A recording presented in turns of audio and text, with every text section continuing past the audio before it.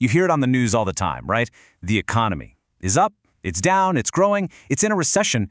But what does that really mean? I mean, how do you even begin to measure all the buying, selling, and creating that happens in an entire country? Well, in this explainer, we're going to break down the single biggest number they use to do just that, GDP. Seriously, just stop and think about it for a second. Millions of people, all buying coffee, building cars, coding software, and serving meals every single day. How on earth do you boil all that energy and activity, down into one number that actually makes sense? It sounds kind of impossible, but that's the puzzle economists have been working on for decades. So this isn't some random guessing game.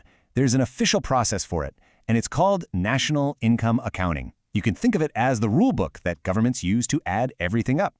And the star player, the headline metric in that whole system, is GDP. Okay, so let's get into it. What is gross domestic product, or GDP? It's the big one, and every single word in its definition is super important. Monetary value just means we're measuring it all in currency, like dollars, to have a common yardstick. Final goods, now this is key. We count the whole car, but not the tires, the steel, and the engine separately. Why? To avoid counting the same value over and over. And maybe the most important part, within a country. This is all about geography. It's about where the stuff was made. Now, to really wrap your head around this, it helps to simplify things a lot. Instead of a chaotic storm of transactions, let's picture the economy as a simple, elegant, continuous loop. Economists have a great name for this model, the circular flow of income, and it's a brilliant way to see how money really moves. So, in this super simplified model, there are really just two teams on the field. On one side, you've got households. That's you, me, all of us. And on the other side, you've got firms. Businesses, the companies that make all the stuff we buy. And believe it or not, almost the entire economy can be understood as the exchange between these two groups. So here's how that loop works. Step 1. We, the households, go to work. We provide our labor to firms. Step 2, in return, those firms pay us an income, our salaries and wages. Step 3, the firms take our labor and use it to make stuff, goods and services. And finally, step 4, what do we do with our income? We turn right around and use it to buy the very things those firms just made. See the circle? Money flows from firms to us as income, and then flows right back from us to firms as spending. It just keeps going. Now, this constant loop isn't just a neat idea. It gives economists a really clever trick. It means they can measure the size of the whole economy by looking at 3 different points in that circle. And here's the cool part.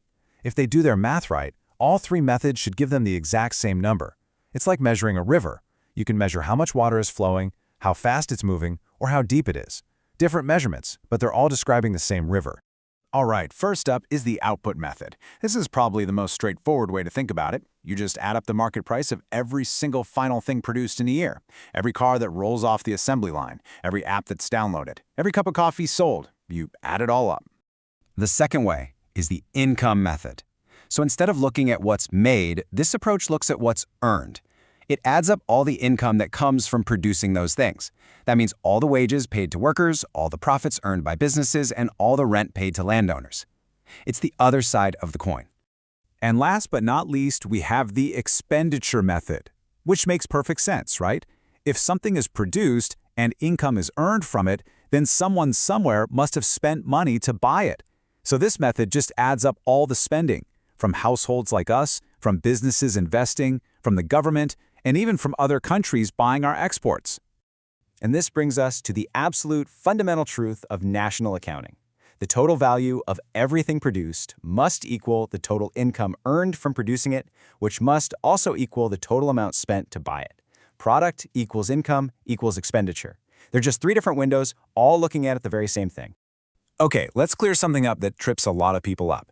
You've probably heard another term thrown around, GNP. It sounds almost identical to GDP, but there's a crucial difference, and it all boils down to one simple idea. With GDP, or gross domestic product, the key word to remember is location. It measures the value of everything produced inside a country's physical borders, and it doesn't care who owns the company. Now, with GNP, or gross national product, the key word is nationality. It measures the value of everything produced by a country's citizens and its companies, no matter where in the world they might be operating. This example right here makes it crystal clear. Let's say a French oil company is operating in Nigeria. The value of the oil they extract is counted as part of Nigeria's GDP because it was produced domestically within Nigeria's borders. But the profits from that oil, when they're sent back to France, get counted as part of France's GNP because it was a French national company that earned it. See the difference? So, we've got a handle on how GDP is calculated and what it measures. It's a powerful number for sure, but, and this is a big but, it's not the whole story. To really be smart about this, you have to understand what GDP is useful for, and, just as importantly, what it gets wrong. So why do we lean on this one number so much? Well, it's a pretty good, if imperfect, sign of a country's economic welfare. Governments use it to plan budgets and make policy. It helps us see if an economy is based more on manufacturing or services, and it's really the only way we have to compare the economic performance of different countries. It even helps decide how much a nation pays in dues to organizations like the UN. So yeah, it's pretty useful. But the list of what GDP misses is, well, it's long. Think about all the unpaid work that makes society function. Caring for children, looking after elderly parents, volunteering. GDP's value for that? Zero. It completely misses the black market and illegal activities, which can be huge. It doesn't count the vegetables you grow in your own garden.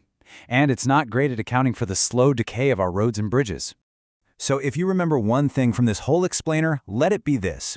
GDP is a measure of economic output. It was designed to measure how much stuff a country makes, and for the most part, it does that pretty well. But it was never, ever designed to be a measure of a nation's happiness, its health, or its overall well-being. And that leaves us with a really important question to think about. If GDP is the main scorecard we use to see if we're winning, what does that say about our priorities? What are all the important things like clean air, strong communities, or even just our own free time that we are actively choosing not to count?